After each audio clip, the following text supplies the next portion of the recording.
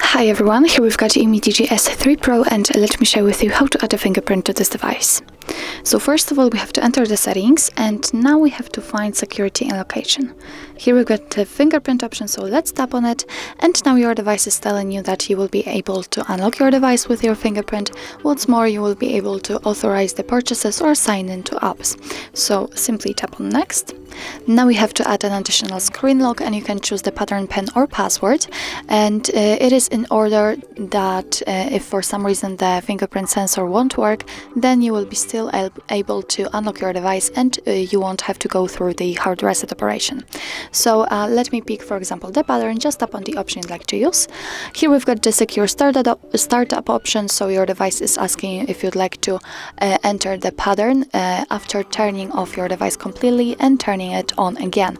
So if you'd like to just tap on yes, if not, tap on no. Now we have to enter the pattern, so let's draw it, redraw it and confirm. Here we can decide what kind of notifications we will show on the lock screen. So we can show all the notification content, hide sensitive content, and don't show notifications at all. So it's really up to you which option you'd like to use. All you have to do is just make sure that the option you'd like to set is marked. So let me pick hide sensitive content. As you can see, it is marked, so we can tap on done.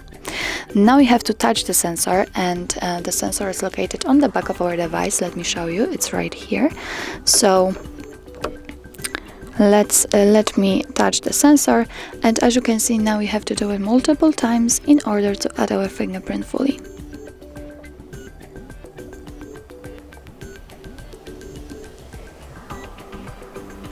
Okay, and as you can see, we just added our fingerprint. Of course, you can add another just by tapping here. If not, tap on done. Now let's enter the fingerprint option. Let's check how many options we've got here, and actually not a lot of. This is the fingerprint we just added. We can tap on it and rename it if you want, and it's quite useful if you've got a lot of fingerprints added. What's more, you can remove it just by tapping on the trash bin icon, or add more just by tapping on add fingerprint. So actually this is it. So let's check if it is working. Let's lock our device and let me put my finger on the sensor. And as you can see, the screen is unblocked, so it means that we successfully added our fingerprint to it. Of course, we can unblock our device another way. Now we have to swipe and we can enter the pattern pin or password, whatever you've chosen.